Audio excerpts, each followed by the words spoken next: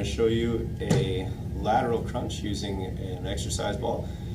If you don't have an exercise ball, you can technically kind of do this over a bench, just kind of hanging over the side. Or you've probably seen a lot of people do it on the glute ham raise or the 45-degree incline kind of hip extension machine.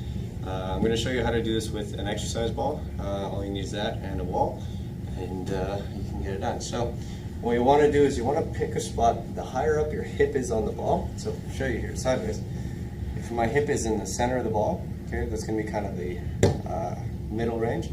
All right, if I bring my hip lower, when I'm going to try to do my lateral crunches, there's a lot of support here, right? There's not a lot of weight pushing me down towards the ground.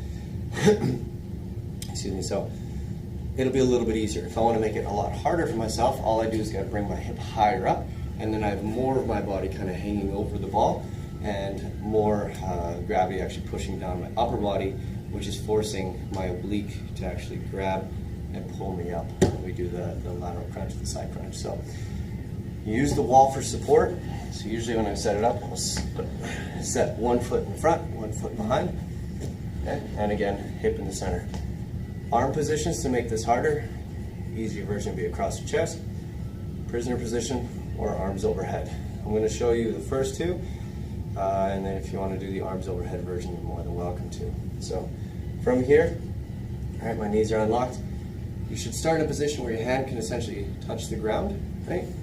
From here, if you pull your hand off, you'll feel that isometric contraction going on in your oblique.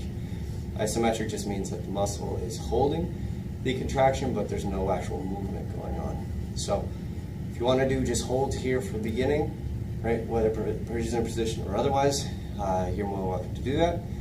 Once you're ready to do the motions, you're going to come down, let the rib cage fold around the ball, okay? Keep your hip where it is, and you're going to pull the ribs towards the hips. Come down, and again, pull the ribs towards the hips, or prisoner position here, and come up.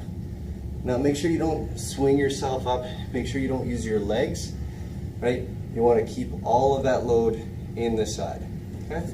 So a couple reps. And just breathe it out as you go. And you should feel it if you're doing it both in the front and in the back. Okay, you want to come up sideways rather than twisting up. That's going to be a different exercise.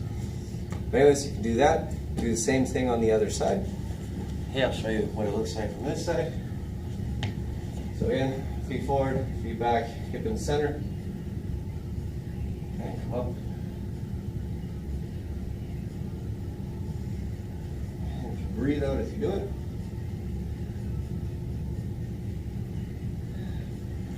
So that's one. Again, if you don't want to have a ball, you can use the glute ham raise or that inclined 45-degree incline machine.